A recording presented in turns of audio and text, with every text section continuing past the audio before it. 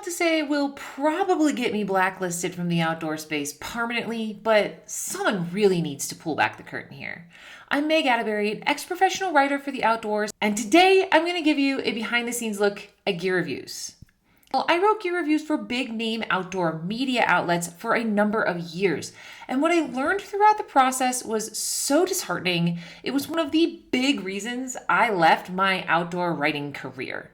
This is a super complex topic with many different avenues, and I'm going to focus heavily on my own experience. And I'm going to break it down from the big names to the small creators. You'll learn why you really shouldn't trust what you see and hear on the internet. But don't worry, it will not be all doom and gloom at the end of this video. I'm going to give you the secrets to dissecting gear reviews. Oh, and one last thing. I get that this conversation is a little meta. I obviously review gear on this channel from time to time. So you'll get a behind the scenes look at how I've adapted my process based upon my experiences to avoid trapping you in a gear hole. When it comes to professional gear reviews, there are two things you need to know about the process. First are the people who are involved. There is the writer, sometimes there are gear testers, there is an editor, a senior editor, and then the people way at the top of the chain who are directing the course of the business that's reviewing all the gear. For big name media outlets, think like Forbes and CNN, often employ skilled freelance writers for their gear reviews. But the biggest pitfall here is that the editor has no experience with the gear or even the activity that the gear is serving. The editor has the final say in how the story is crafted and published. As a writer, an editor is a lot like your boss. A few of my ex-colleagues complain that these editors are focused more on KPIs or key performance indicators, such as clicks to affiliate links, page views, and making money, more than they are on reporting correct information. This disparity is really frustrating for the writer because it makes them look like they don't know what they're talking about. Not to mention, it also gives false and misleading information for the sake of engagement. Simply put, never trust these reviews. But what about those big names in outdoor media? I have worked for a variety of these companies in their gear review verticals, which is writer slang for departments, and what I experienced was really disappointing. I was so excited to finally break into the world of gear reviewing, but I found it to be a pretty misleading place, and I never really felt good about the work I was doing. A little bit of a disclaimer here. I'm talking specifically about my experiences working for these companies, but I cannot name names because of the contracts I've had to sign. Each outlet has its own process. This is often called a test plan, and none of them are particularly bulletproof.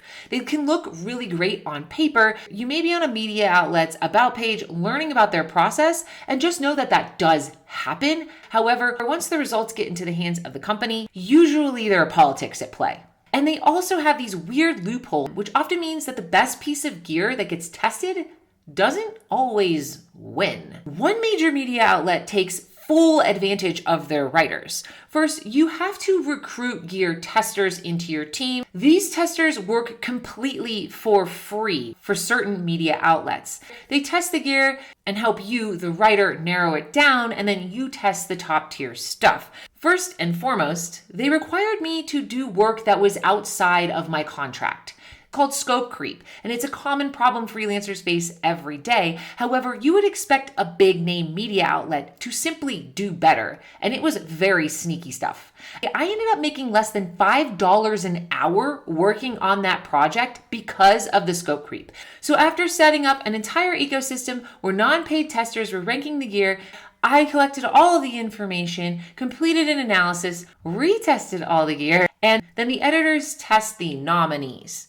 I will say I liked this step, but ultimately, all of the work the writer puts in doesn't even matter. The editor got the final say on what is or isn't worth putting in the article based on their personal preferences. And then they would sprinkle in a few quotes from testers that happened to agree with them to make it sound like it was a group decision, when in reality, it really wasn't.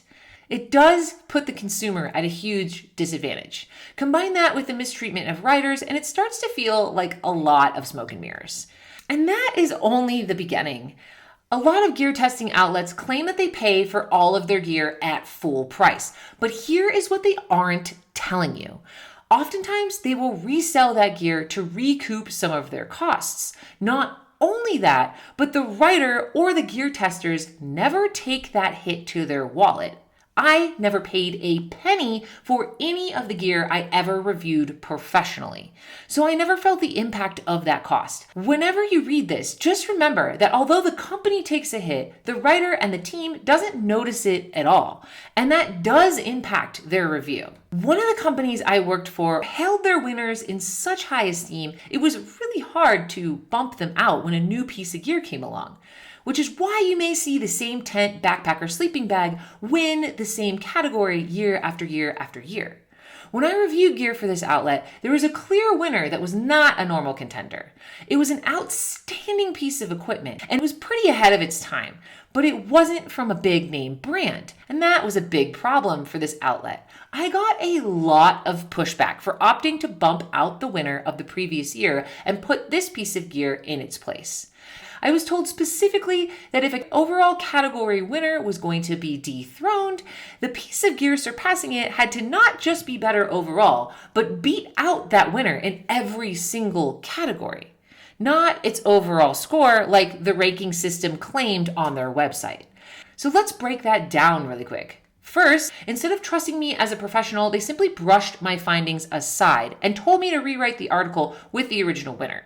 However, I wasn't the only one thinking this piece of gear was pretty awesome. That particular piece of gear ended up winning several awards from other media outlets, so my opinion on the gear was not unfounded or unusual. Second, this means that the top piece of gear in any category on this particular website is at an unfair advantage to win the next year. And simply put, that's very misleading. But it doesn't stop there. A majority of these outdoor media outlets that cover gear are owned by only a handful of companies. Surprise, surprise. Outside Online owns outlets such as Climber Magazine, Backpacker Magazine, and more. Gear Junkie and Switchback Travel are both owned by a company called All Gear Digital. Basically, a lot of the popular gear review sites you see are really coming from just a handful of companies controlling the narrative. This is problematic as it doesn't leave a lot of wiggle room for something new to happen. And if something new does happen, it's typically because the company it's coming from has a really strong PR push, not because the gear is revolutionary. And a great example of this is Durston Gear. I will likely get assaulted in the comments section. Durston Gear isn't as great as its cult following would have you believe. In fact, all you need to do is search the Gearheads subreddit and you will see that their products are littered with quality issues that never get picked up in any gear reviews from bigger websites and media outlets. And that is intentional. There is a disconnect between an experience and the narrative being pushed towards people who are looking to buy. I own a Durston tent. I've had quality issues with it. I get to say this. This puts a newbie in the outdoor space at a huge disadvantage, and that is what I am ultimately trying to change with my channel. I want to empower you to think more critically about getting outside. I do want to be really, really clear right here though. The business of gear reviews at this level is pretty damaging. It is not the fault of the writers or any knowledgeable editor in the space. These are professionals who have spent years honing their craft and often have had to work for nothing to get into these spaces. But the business side of these gear reviews waters down the expertise and care that these people take in their careers. Ultimately, I left the professional gear review world because I was being forced into dishonesty and I didn't like it. So what about the content creators and influencers? Are they any better? There are a lot of skeletons in the closet here that you are not privy to. First, a lot of bigger content creators do not pay for their gear. Believe me, at one point I was so inundated by free gear that I could have outfitted a small Girl Scout troop. Then there are the free press trips that big name brands put on. You go on a cool trip, you use their gear, collect the content, and put out a good word about them. Any bigger content creator or influencer goes on these trips regularly, and that is not a secret. They are incentivized to say something positive about what they've been given, whether they're conscious of it or not. But it does not stop there. Not only are many creators getting free gear, but they also have access to something pretty special. So special, in fact, that you're not allowed to talk about it. But I'm so sick and tired of gear reviewers claiming they are paying for an item when they aren't being fully transparent about how much they pay. I'm talking about pro deals. These are super secret whispered deals, and the discounts are pretty substantial. But you're not allowed to talk about your pro deal. So when a creator claims they paid for something with their own money, you don't actually know if they forked over $275 for that tent or $500. And there's a big difference between those two numbers. And at the end of the day, brands, influencers, writers, and creators are all out to make money. Period. I'm not an exception to this rule. We all have to put food on our table. And at the end of the day, outdoor gear is a business, a pretty big business. In fact, it's a $61.7 billion business. So where does that leave you, the impressionable buyer, when you're trying to find the perfect backpacking pack for your next big adventure that you have been looking forward to since forever ago? My biggest piece of advice? Crowdsource. Honestly, forums can be some of the best places for gear reviews, certainly better than any media outlet. If you don't even know where to begin, then you have your work cut out for you. And you are going to start with media outlets and review spaces online. Look at gear review from multiple sources before you narrow down your search, and then ask actual users, not folks who are incentivized to tell you a particular narrative. You are way better off doing your due diligence and then going into a forum and asking people what they think given your specific requirements and parameters. All of this is to say you may be getting sound advice from professionals. I am not here to debate that. I am one. And I took my gear reviewing gigs extremely seriously and continue to take a critical look at gear today. And there are tons of creators out there doing really great work. But if you understand what's going on behind the scenes, then you can understand you shouldn't blindly trust someone, me included, which is why if I am ever reviewing gear on my channels, you'll see a section in my show notes that calls out specifically how I acquired what I'm reviewing and discussing.